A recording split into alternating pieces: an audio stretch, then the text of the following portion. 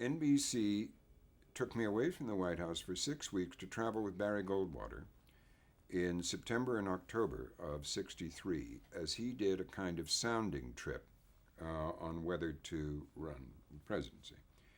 And and I was with a New York Times reporter and an AP reporter, and we really got to know Goldwater well in that 6 weeks because we were the only press with him. And had a great time, absolutely great time. We loved him. We thought he was just a terrific guy. In fact, we'd sit up late at night drinking, the three of us.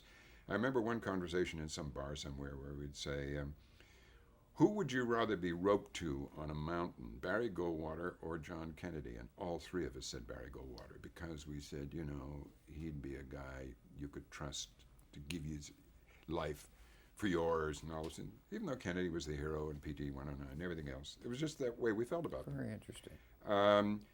And Goldwater took us one evening down to Nogales, Sonora, the haunts of his youth.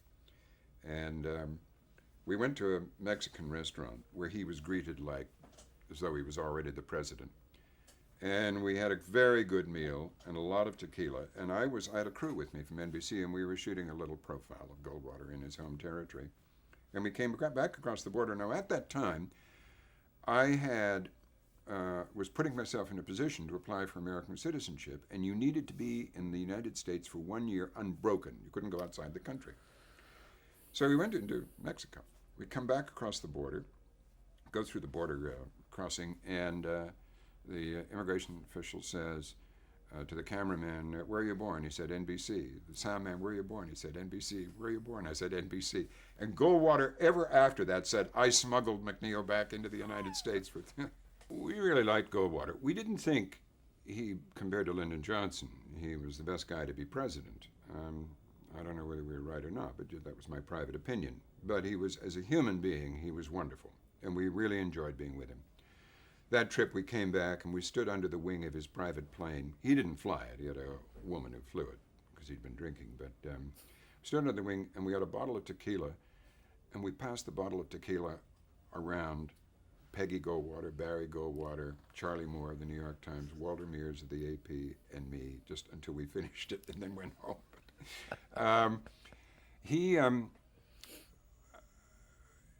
It wasn't at all surprising when he lost, but years later, when he announced he was retiring from the Senate, I went down to Washington from New York to interview him for our program. It was a kind of nostalgic, looking back on it all now, Senator, in the presidential campaign where I knew you so well, and so on. And we did that nice nostalgic interview.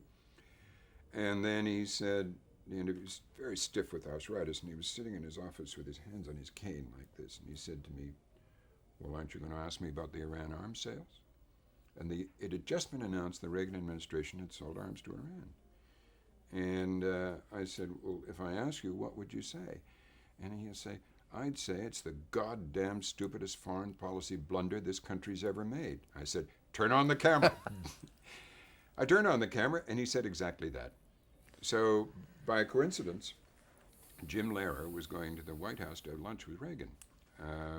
Reagan, the administration, needing to mend a few fences with the press at the time, was inviting 2 or 3 reporters at a time for lunch.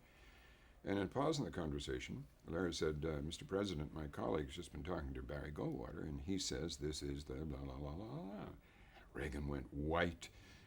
Aides called in messages. Later that afternoon, Reagan held the first press conference distancing himself from this whole thing. Ed Meese taking charge of the spin control and everything. Well, we led the show that night with Goldwater and with Reagan's reaction. Goldwater had a fundamental kind of honesty about him, kind of like a John McCain, even when it often wasn't in his own best interest. And the thing that really got to me, one of the details of that was that with all his credentials as a conservative Republican, he really stood up for gay rights. He had a gay grandson, and I have a gay son who's a very successful theater designer, and really successful. And I just thought it admirable that Barry Goldwater could have the political independence his conservative credentials never having to be questioned, to be so forthright about that. And really step up to the plate on it, not just quietly. Goldwater was, he was lazy intellectually. He couldn't be bothered, about details of this. And he allowed people to write stuff for him. For example, the acceptance speech in San Francisco with the famous line, extremism in the defense of liberty is no vice. He would allow these speeches, these strident speeches, to be written for him and read them in that rasping voice of his, which was not Barry Goldwater at all. It was like some actor trying to sound harsh and belligerent. He was a sweet guy and a really, I just know there was something fundamentally American about him, and he used to make wonderful jokes. For instance, his father was Jewish and his mother was Episcopalian, which caused Harry Golden to say, I always knew the first Jewish president of the United States would be an Episcopalian. But Goldwater would say, I went to a golf club and it was restricted. And he'd say, I'm only half Jewish, can I play 9 holes? And he was wonderful. And then, he'd blow your mind with some crazy thing like the New Hampshire primary where he'd say, I think all the NATO commanders should be given command of tactical nuclear weapons. I'll tell you a funny story about that kind of network news story. He said that. I called up NBC in New York and told them immediately, did a radio report. And they said, get down here as fast as possible with the film. I want to put it on the Huntley Brinkley Show. And so they arranged for me to be driven to a nearby airport and get on a little chartered plane. And as we took off, a snowstorm began. And we came down over LaGuardia. And for a long time, we were stacked up. I was sitting beside the pilot in this little plane, hearing all this terribly frightening talk about LaGuardia Control, are you American 32 circling at 15,000 feet? No, we're United 5-2. Anyway, a lot of that.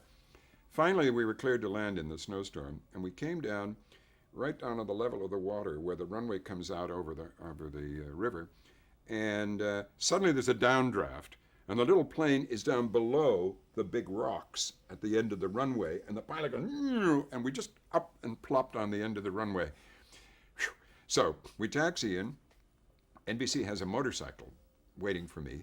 I get on the back with my briefcase and the film cans, and I get on the back of the motorcycle, and we go into New York through the snowstorm like this. I've never been on a motorcycle before, really. Snow on the face and everything.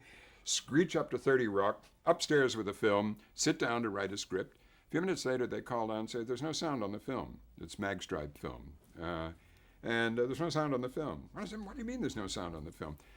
The sound man had been monitoring the input, but not any output from his little box of tricks. And there was no sound on, we had 3 rolls, 400-foot rolls of film, no sound. Oh, that's awful. So they remade the running order, the Huntley Brinkley Show, 3 times while I wrote a commentary to go with the film. And what was going to be the lead of the show ended up coming in very late. But he got on. They fired the sound man. A lesson. As a little lesson, yeah. There's a lesson.